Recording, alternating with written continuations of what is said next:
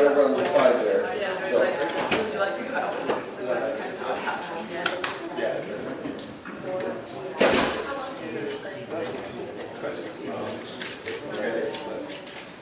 What time we can between our classes? So that would be, I get out 10 minutes till noon. And then he has a class at 1:30.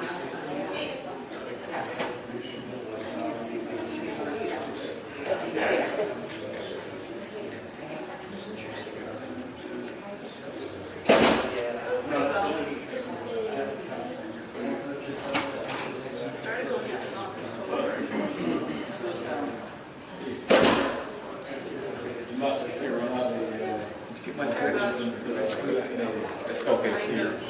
Anxious and skittish around each other, so.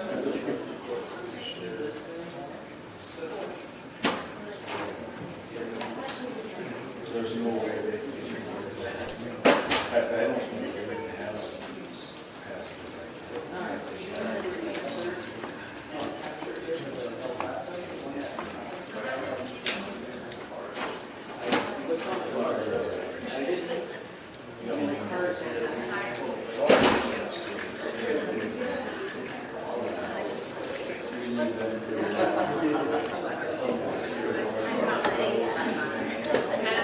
Italian, aren't they?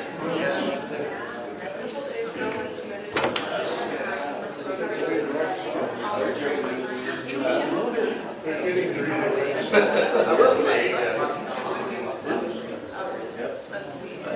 And I have another audition in February.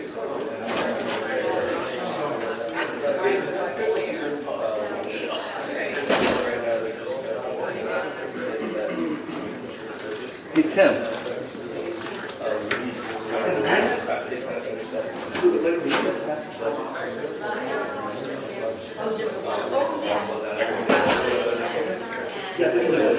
Yeah, I think it's.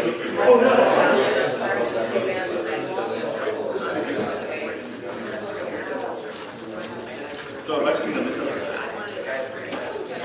Ooh, I get those next offer. We're just talking about the single offer.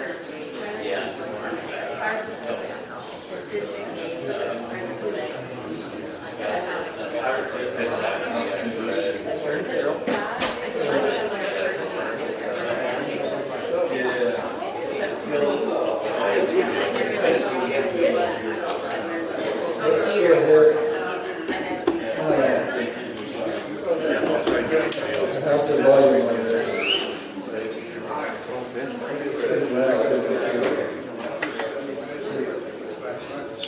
Are we good now?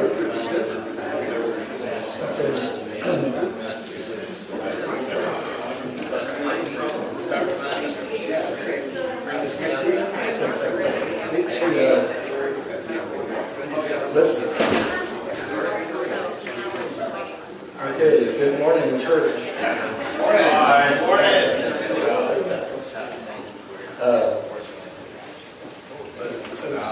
The class this morning is just around We Have Hope. And I remember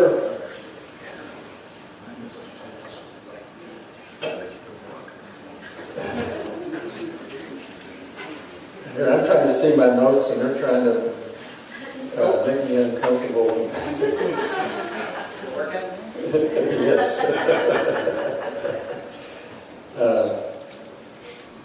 I remember when I was practicing as an American Family Therapist and earning continuing education units to hang on to my license.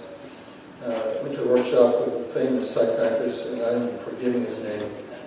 But he's written several bestseller books, novels, and also just about how to practice psychotherapy. And he started off with, we are meaning-making creatures, that there really is no meaning in life. Life makes no sense. There's no meaning. It's all senseless. But we have a need to make meaning. And I thought that was kind of silly. And I didn't argue with him or anything. There were like 2,000 people out there listening to this guy. But I was thinking, if everything is senseless and nothing makes a meaning, why are you up there talking about it? And it doesn't make sense to be trying to win people over if it's all senseless and there's no meaning. I want to tell you this class has been really time-consuming. It's not working back there. We have nothing back there. Okay. Well, there's somebody. Okay. I have become really obsessive about this class. If I was a pig, you'd say I was ruminating. And ruminating is what you do for people who get depressed and anxious. They ruminate about things. They keep in the muck. They keep thinking about things that make them anxious or depressed and so on. And this class hasn't done that. It's been very time-consuming, and I want to give some thanks to my wife first. People have been thanking me for the class, and I just want you to know that before this class started, I was a much better husband. I did all the cooking, all the shopping, all the meal planning, all the vacuuming. I did everything. And now Pat's having to do all the things that I used to do. If you believe that, I got a bridge I'd like to sell you.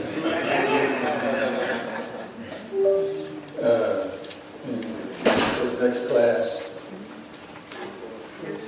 I'm good. Okay. And I want to hear now that I want to thank Michael Voss as well, and as my son Jeff Glover. All of them have been trying to challenge me to be a better teacher, and I'd like to say they've succeeded, but it's still a work in progress.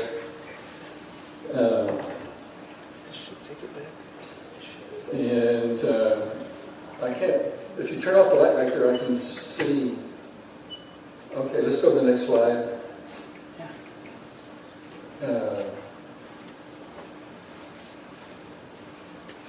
Okay. Well, this is intended to tell you that, just joking around here. Is that not working? No, it's not. One more.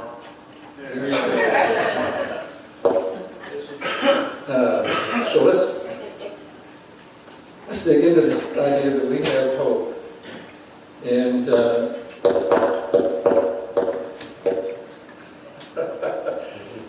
Michael Voss sent me a text this morning saying if something can go wrong, it will.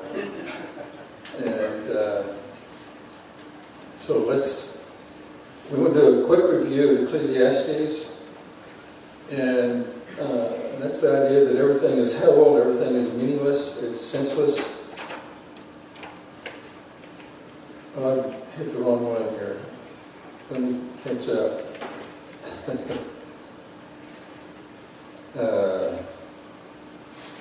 And I'm going to try to get this so that I'm not putting so many bullet points up there. I use those bullet points to help me with my memory. But nothing has a real permanent value. Is part of that idea of hevel. It's like a vapor. And labor, wisdom, pleasure, folly, toil, riches, youth, and vigor are all meaningless. They're all senseless. And that's because we are born and we die. And there's no hope given in Ecclesiastes of a future life, a better life. And Solomon is suffering because he's going to die and he knows it. And you almost get the sense, I do, when I'm reading Ecclesiastes, he thinks that he ought to be special because he's so wise. He complains about the fact that he's going to have the same experience that the fool does. And he's going to die. In 8:8 of Ecclesiastes, it says, "So wickedness will not release those who practice it." And that's back to the idea that sin has power. Sin changed the creation. And wickedness has its own power and it doesn't want to let us go. I keep pushing the wrong button here. I'll go with And so we want to contrast that we have hope with nihilism. And my friend Martin brought that up last week, and it turns out he's taught a class on Ecclesiastes. But the nihil stands for nothing, and the ism is for belief. And so nihilism is the belief in nothing. And so nihilism comes in several different forms: existentialism, absurdism, disruptive nihilism, optimistic nihilism, and pessimistic nihilism. And they have some similarities. You also have passive nihilism, active nihilism, political nihilism. It's spreading almost as many branches as Christianity has. But the common thread with all of them is that we are born and one day we're going to die, and that makes everything meaningless. From the nihilist point of view, God did not create us, we create God. And they sometimes will even add on to it, so be careful of the God that you create.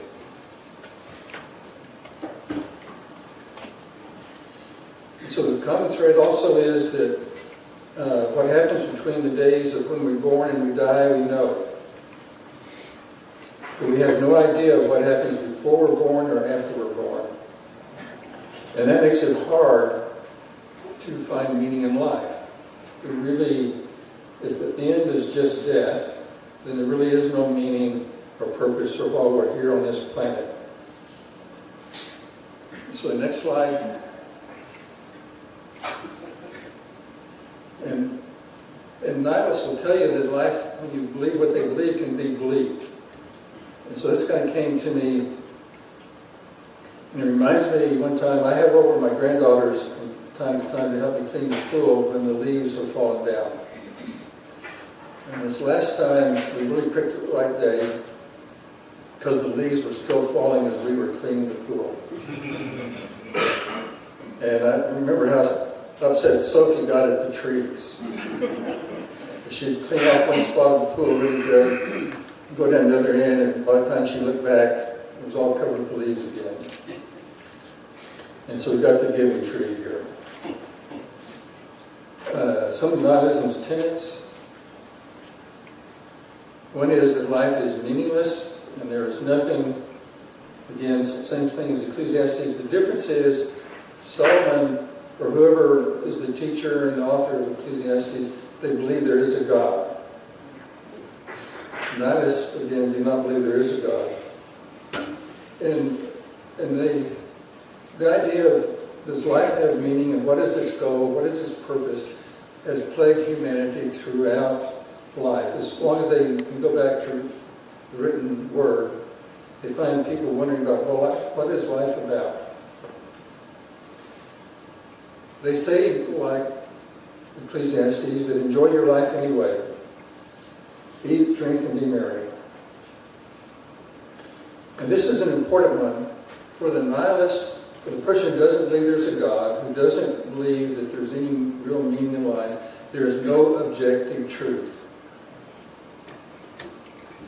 There's no objective morals. There's no objective ethics or truth. And where do you get that from? How do you have objective truth? And so very much what I think is catchy to a lot of young people about nihilism is that they get to make their own rules. They get to have their own values. They get to challenge not just their parents, but society, and so on. And so for the nihilist, and this is in some of the stuff I was looking at, that Hitler's attempt to annihilate the Jews was neither good nor bad, because they don't believe in good or bad. They don't believe in righteous and unrighteous.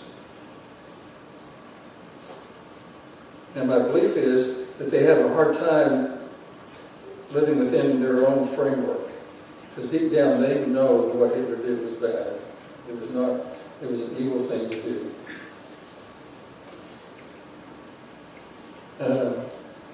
Many of us have experienced times in our lives where we have thoughts about, does our life really matter? Does what we believe really matter? Do we have any real purpose? Do we have any real intrinsic value? And of course, as Christians, we believe that we do have intrinsic value. And so they say, go ahead and enjoy your life with the freedoms of throwing off man-made restrictions. Enjoy wine, good food, pleasure, and help others. And I would add here as a Christian, let's enjoy the sunrises and the sunsets. Let's enjoy the hills and the mountains. There's just much to enjoy about life. So when you ask a nihilist, if you had to choose between saving your furry pet, dog, cat, or whatever, or a stranger, who are you going to save? What? Furry pet. Yeah, the furry pet. And why? Because a human life has no more value than a furry pet.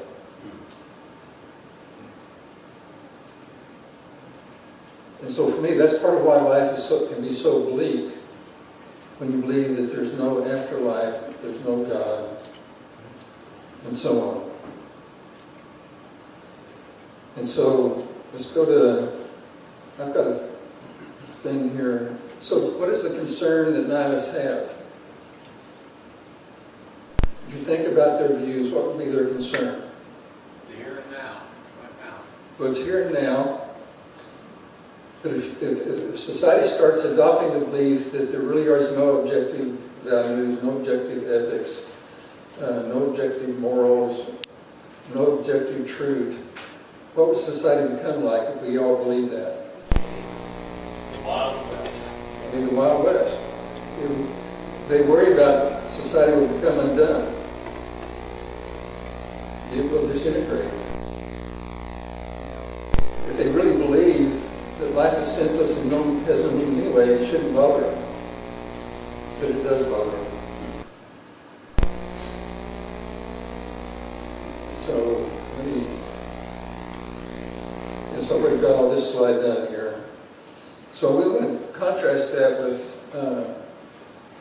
Dr. Viktor Frankl. And he was a psychiatrist, and he was in Germany when Hitler came into power and they began annihilating the Jews. And he was important enough that we gave him a visa so he could get out of Germany. He chose to stay in Germany because his parents and his wife were in Germany, and he wasn't going to leave them. And so he wound up being put in a concentration camp, in extermination camps, and he spent 3 years in Auschwitz. And he barely survived. And so he wrote a book, Man's Search for Meaning. And that book is less about his hardships and more about survival. His book became a bestseller. It's something that's used a lot in psychotherapy now in terms of helping people, particularly people with chronic pain and so on. And his question wasn't, why do some people die? It's pretty clear why people were dying. But his question was, why does anybody survive this? When you have all the vermin and the rats and all the diseases and the lack of food, how did anybody survive that situation? Because most gave up hope and died. When they gave up the hope, they didn't have the strength to continue to live. And so those who lost hope of the future were the first to die off. And so he did survive Auschwitz. And Viktor Frankl credits his survival to a couple of things. And the first one is he kept hope alive by having hope that he was going to get to see his wife again. And he comments in the book, he didn't know it, but his wife was already dead. But he thinks that even if he had known that, he would have hung on that hope to see her again because he knew it was helping him to stay alive. He also had hopes of dreaming about, lecturing about his psychological and coping survival insights after the war. And he talks about another psychiatrist who had written a lot of things that he was wanting to publish, and he was taken, as they were taking him to a concentration camp, And the psychiatrist, they asked him what he had, and he said, I've got these notes that I want to publish into a book. And the German soldier took his notes from a book and tore them up. And then said, well, now you have nothing. And so for Viktor Frankl, then we'll get some quotes about him. And one is, he says, the salvation of man is through love and hope, and in hope. He says, when we are no longer able to change a situation, we are challenged to change ourselves. Another quote that's really famous is, everything can be taken from a man but one thing, the last of the human freedoms, to choose one's attitude in any given set of circumstances, to choose one's own way. And so that other psychiatrist, where all of his notes had been taken, he survived, and his hope was, when he gets out of this, when the war's over and he survives it, he's going to rewrite those notes, rewrite that book. The meaning and purpose helped him stay alive, as it did Viktor Frankl. And this is one that I wish I had known back when I was doing psychotherapy. But there was no need to be ashamed of tears, for tears bore witness that a man had the greatest of courage, the courage to suffer. So many people, when they come into my class, not my class, maybe cried in my class, but when people come into my office, and they'd be crying, and they'd be working as hard as they could not to cry. They were embarrassed by it, and I wish I'd been able to refer this to them back then. Some more quotes. If there's any meaning in life, then there must be meaning in suffering. And we all suffer. And he says this, in some ways, suffering ceases to be suffering when it finds meaning. And I think that's really powerful. I mean, you can find meaning in it. When I was introducing this class up on the auditorium, I mentioned that I was raised as the firstborn, but I wasn't the firstborn. My parents had a child that died, the firstborn child, and part of the meaning that they found in that is that they were able to minister better to other people who lost their child. I think it's really hard to lose your parents. It's really hard to lose a husband or a wife. I hope Pat thinks that. But it's really hard to lose a child.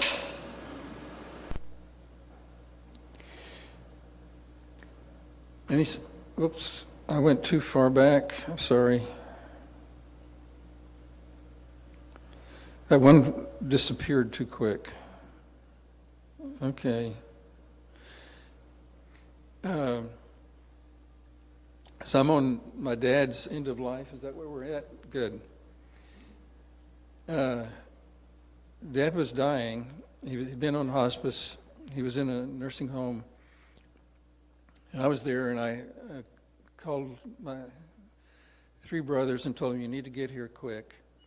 That I don't know how long Dad's going to last. And so then Larry got there, and Mickey got there. Joe, the youngest, was the last to get there. But Dad was doing what they call the death rattle. If some of you have ever seen that, you've heard it. If you've ever been with somebody as they're dying, it's kind of a scary thing. And Dad was going through that, and we were telling Dad, just please hang on if you can. Joe's on his way here. Joe's on his way here. And fortunately, Joe made it before Dad died. He got up to Dad and just said, hi, Dad, this is Joe. I'm here. Dad, who's been doing this death rattle, somehow managed to sit up a little ways and go, boo. And my dad was not known for his humor. And then he kind of fell back, and within a few minutes passed away. He was hanging on longer because of that purpose and that meaning in life. Yeah, he had to get Joe back. And so really what I'm trying to draw out is a real contrast between having hope when we believe versus people who have no hope. And so what happens when we've probably known a successful businessman who retires and his whole life is wrapped up in his work. When he gets all of his meaning from work, what often happens when that successful businessman retires? Or really anybody who retires early? They either find something else to do. A lot of people have got to do something. Or they start to spiral down. Yeah. Because their personal meaning was so wrapped up in the work that they were doing. And once that is gone, they have nothing. Yeah, when they lose their meaning and purpose, they get dementia quicker, they die sooner. And so I've taken up woodworking and photography and just trying to be a better husband. So I've done that by giving up all the grocery shopping and that sort of thing. And so what happens to a marriage when the main purpose of that marriage is to raise kids? And the kids are gone. I'm sorry, what? They fight? Oh, they drift apart, yes. They've already drifted apart, but it gets worse when the main function is just raising the kids.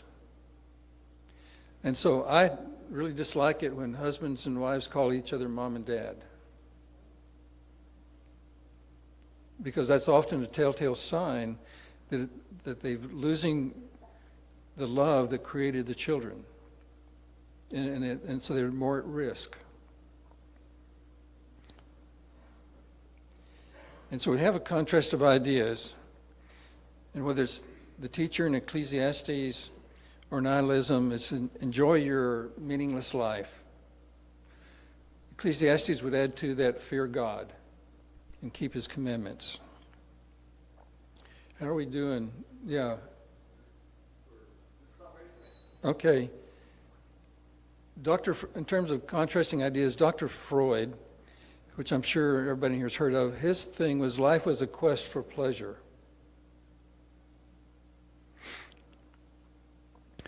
Dr. Adler, for him, life was about gaining personal power and self-efficacy. For Dr. Frankl, life is about man's needs and search for purpose and meaning, and his brainchild was logotherapy. For Dr. Michael Voss, we're going to have him come up here and kind of tell his story. I would just say that I asked him to do this because a lot of people who have gone through what Michael Voss has gone through would have lost their faith. And he's managed to hang on to his. I want to add one more thing. Next week we're going to go into Job. We'll start off with, I have a neighbor lady by the name of Carla, who I've invited to come in and talk, and her husband died of Lewy body, which is, she says, is the worst of the dementias. And I think most of us in here fear dementia more than we do cancer or a heart attack. And the Lewy body organization is kind of making a documentary of how well Carla has handled it. And her faith in God has been a big part in that. I do want to add that Church of Christ, we tend to think it's important to get all of your theology exactly right. And that's the way I grew up. For Carla, it's about having a right relationship with God. And I'm saying that to say that she may say some things that I wish she wouldn't say next Sunday. But you can benefit by Carla, and we can benefit by Michael Voss. So come on.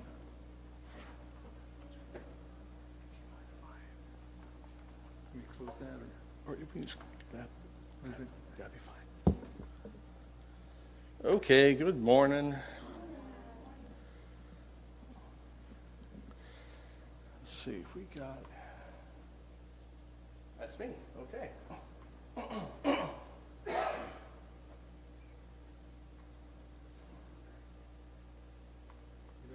I do. My name is Michael, and I think I know most of you, some better than others.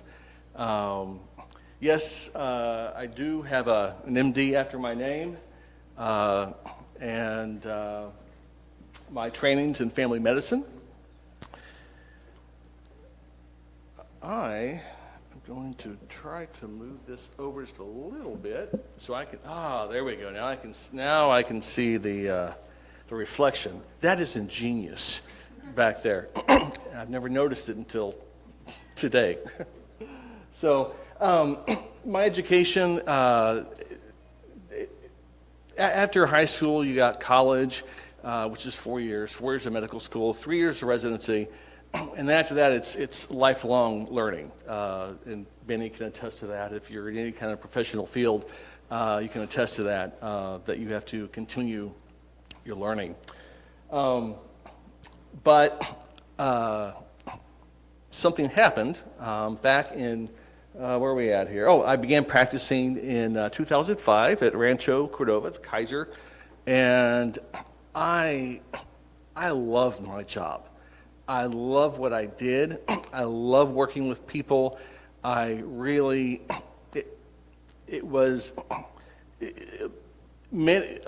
I would think to myself, I get paid to do this. There were some days it was like you couldn't pay me enough to really sign up for this, but most times I love what I did. And but in 2017, I started having some issues with my neck, and I'll go into that in just a little bit more in just a moment. But in 2018, I had to resign because I was dealing with chronic pain and in a form of what's called bilateral C7 radiculopathy.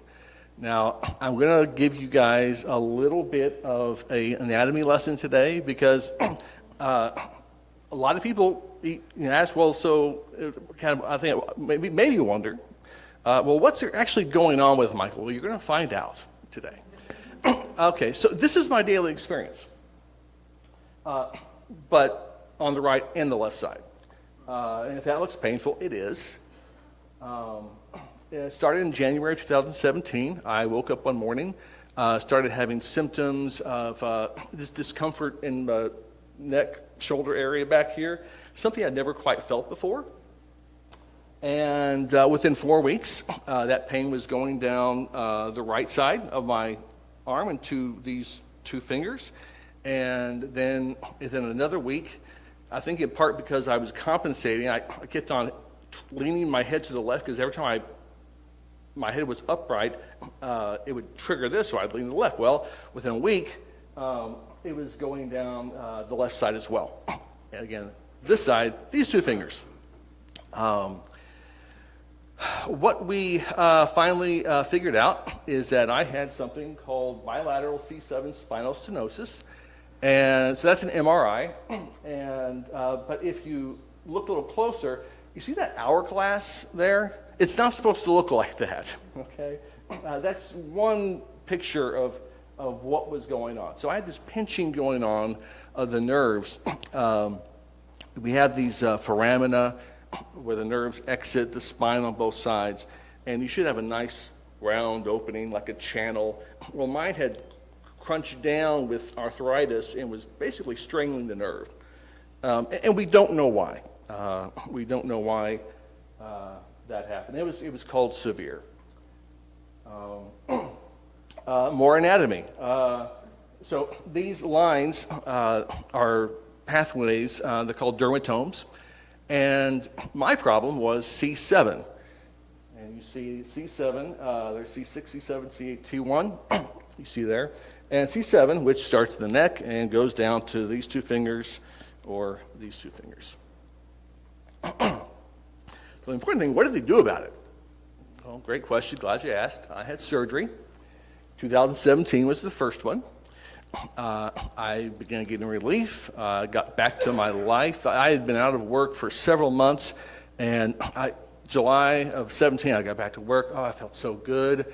In August, I got back to my regular schedule, and I was happy. My patients were happy.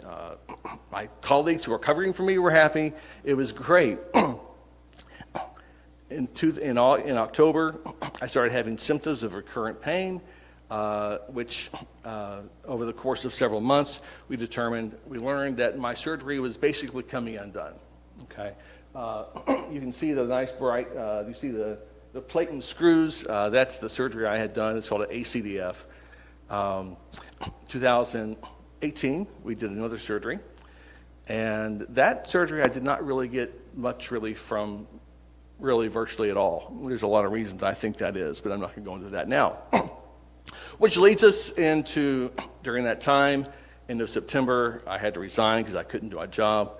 And 2019, we did another surgery. And this time, instead of going from front, we went from the back. It's just extremely painful compared to the front. After 3 weeks, I began to feel better. And on week 4, I started having swelling in the back of my neck and increasing pain going down both sides, and which turned out to be an infection. And I had 3 surgeries for the infection. I was on antibiotics for IV antibiotics and oral antibiotics for a year.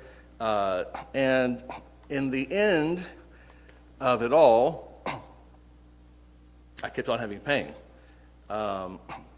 Down the arm, into these two fingers.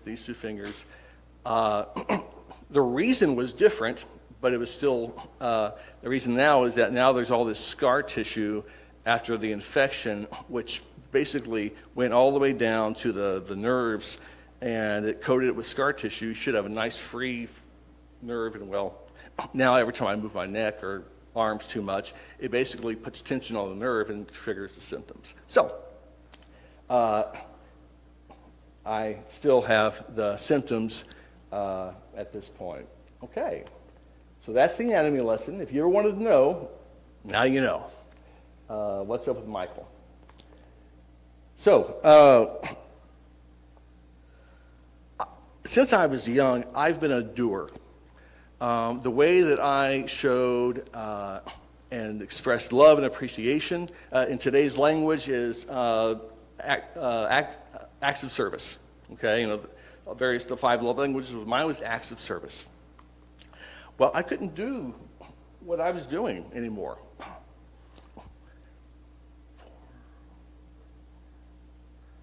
All that training, couldn't do it. I enjoyed this profession very much. Losing it was very difficult. I felt useless. I sat on the couch a lot, so much that I wore a hole on the left side. So I went to the left seat. I wore a hole on that side too. That's how much I sat on the couch. And I was grieving, especially the first several months when I had to resign. I just grieved the loss of meaning. And the big question was why? Why did all that happen?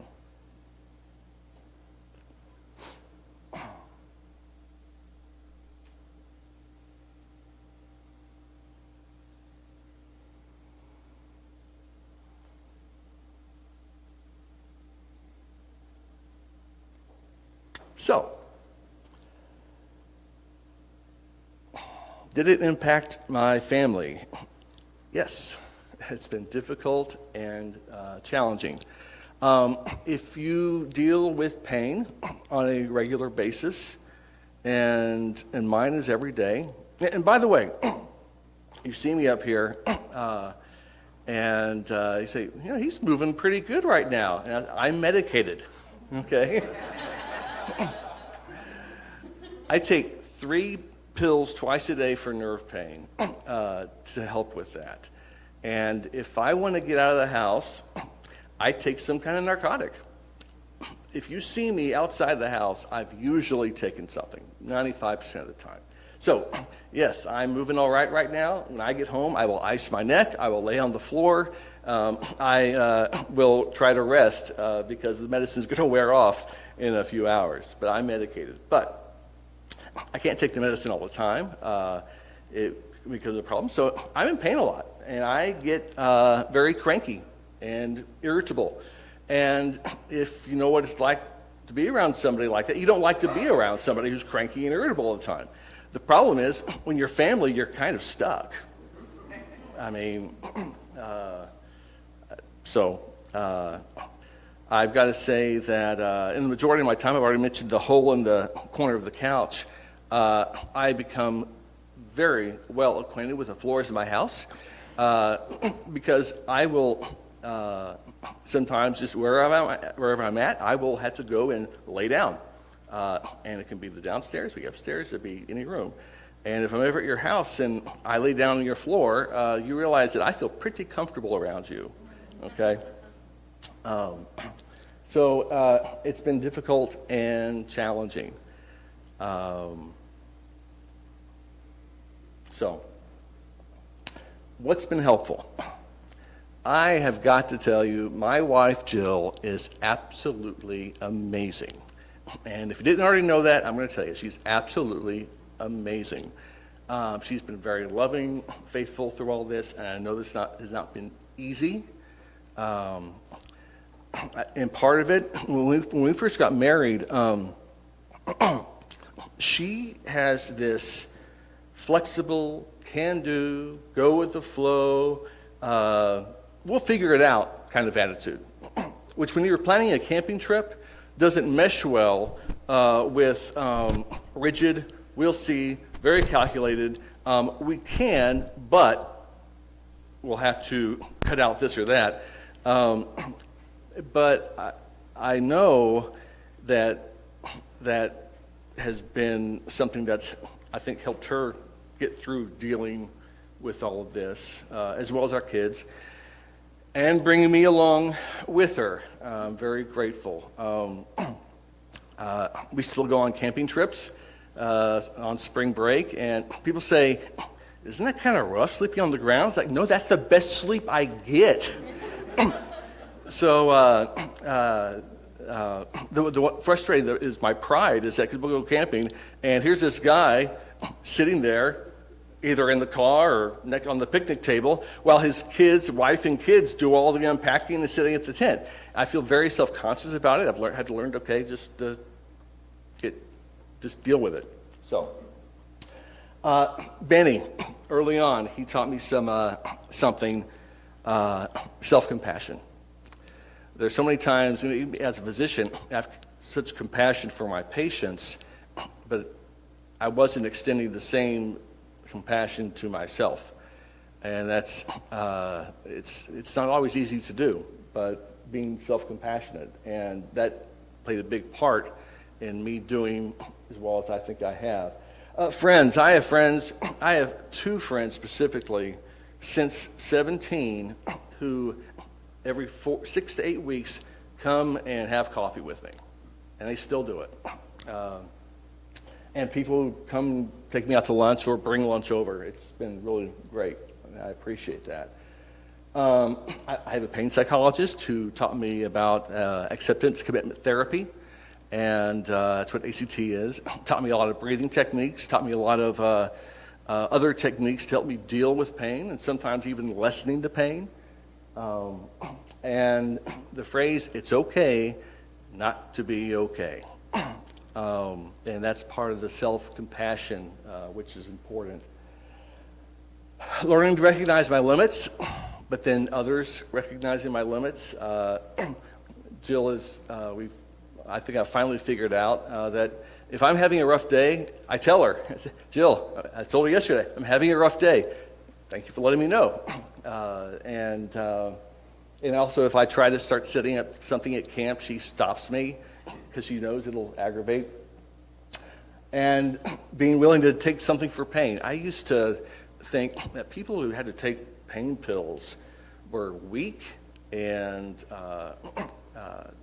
just there was maybe a flaw in them, and now I'm the one with the flaw. And so being willing to take something. A life playlist. I have a playlist on my phone that I periodically keep on adding songs to, and I play it at some point most days of the week. Just music does some really good things for us sometimes. So how are we on time, by the way? Oh, we're running out. Okay. Impact on faith. So a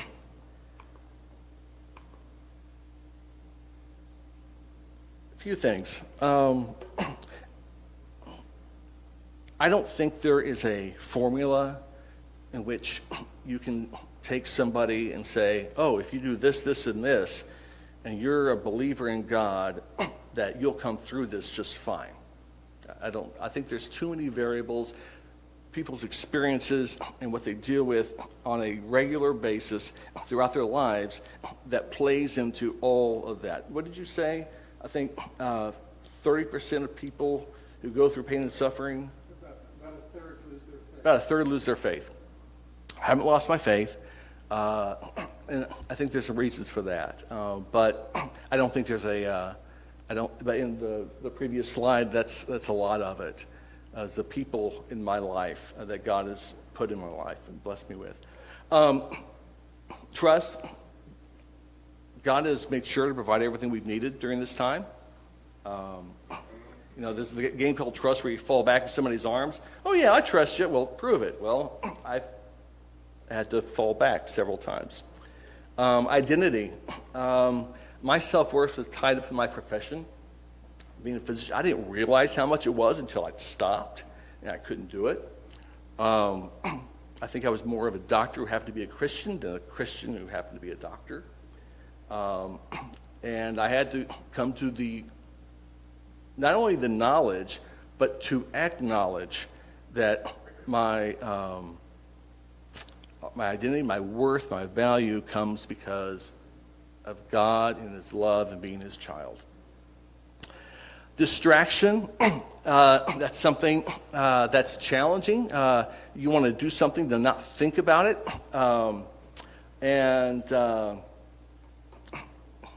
Food, alcohol, and screens have been, I would say, a blessing to me in dealing with pain. And I had a good excuse. I had scriptural reasons for it. Ecclesiastes 2:24. I'm serious. I read this before I started occasionally having a glass of alcohol. A person cannot do anything better than to eat or drink and be satisfied in their work. This is a gift of God. Well, I couldn't work anymore, so I needed to really take up on the other gifts. Okay? Now, I have not overdone alcohol. My paternal grandfather, he was an alcoholic, and I've been very careful to avoid that. But sometimes it's like, I don't want to take another pill, and I can have a shot of tequila. It tastes a lot better. Doesn't get all chalky in your mouth when you chew it. You don't chew it. But I didn't overdo that. Food. I gained 30 pounds in a period of 7 years, and so I did that a bit much. And the screens, I think I've seen every British police mystery show that has 4 stars or up from 2000 on Prime. So overdid that a bit. Evolving, changing. Finally, in the past 2.5 years, I've started reading more, being able to concentrate finally, to read more. Randy Alcorn has some great stuff on heaven, fiction and nonfiction, and Tim Keller, he's my favorite podcast minister to listen to. Listening to music, becoming more serious in my prayer life. I've got all this time, and finally in this past June, I decided, okay, I'm going to start being more serious with my prayer life. And that's been good. I've done some writing, some silly stuff, not so silly stuff, but that only comes whenever I can think and process, which is not all the time. It's very spontaneous sometimes. And they say that your love language can't really change. Well, mine did change from acts of service to quality time, because I've got a lot of it. And being willing to show up, that's one thing my pain psychologist talked about, was how do you want to show up? How do you want people to perceive you when you are there? And so continuing to do our M group, being present at church, not always easy, and being more present with my family, being willing to go somewhere, do something, take a pill if I have to. So I know we're out of time. I do want to say, make comments on this, and then if you got to leave, you go ahead and leave. But I think this is important. Now, disclaimer, I've made some of the comments I'm going to tell you not to say. I've done some of the things I'm going to tell you not to do. And I have not taken any offense at what I'm going to tell you might be problematic for people who deal with pain and suffering on a long-term basis. And so I've got just 3 little topics here, and then I'll be done. But again, if you need to leave, go ahead. Comments. People ask, how are you this morning at church? And I'd say, fair. Only fair. Don't say that. If somebody is being honest and not using the word okay, I'm fine, hey, I'm glad to see you. It's great to see you. Glad you're here. How are you today? Decent. You may hear me say that. Well, you know, every day you wake up is a good day, or it's better than the alternative. No. I wake up every day and I have pain that puts me on the ground every single day. Why is this? Now, if you feel that way about yourself, that's fine. But be careful about applying that comment to somebody else who's dealing with some really difficult ongoing times. A hug and a smile with few or no words goes a long way. Okay? Assumptions. Don't assume that because somebody shows up that they feel good, that they even want to be where they're at. There are times that I know, and this can be at church, it can be also just out in the community, at work, it can be in a lot of places. People do things for a lot of reasons: obligation, duty, guilt. There were times I only came to church because I wanted my kids to actually see me there at least half the time, actually physically in a seat, even though I'm sorry, Kyle, he's already gone. I couldn't tell you what Kyle's preached on hardly at all. I know we're on Romans right now. I couldn't tell you anything else for the past 7 years. I don't know. Even when I was here, I couldn't think or concentrate, but I was here. And being present sometimes is important. There were times I didn't show up, not because I didn't, actually it may have felt good that day, or maybe I had a procedure or something, and I just didn't want all the comments because I knew I was going to get them. No. Recommendations. Be very careful with this one. And again, I don't take offense at this one, but have you tried? ... I had a friend who had neck problems. ... Maybe something you could do is for somebody dealing with something ongoing, hey, do you mind if I ask some questions about what you're dealing with? Or if you do have some good information or something that's very helpful, do you mind if I recommend something? Ask the question. Don't just go straight into it. So I think that's all we have time for. There's other stuff, but I think those are the important things. What time is it? It's time to go. Okay. So thank you for your time, and that's a little bit about me. And it's been a blessing to have my family, you guys in my life. It's what has made life doable, bearable, and faith sustainable. It's been the church. So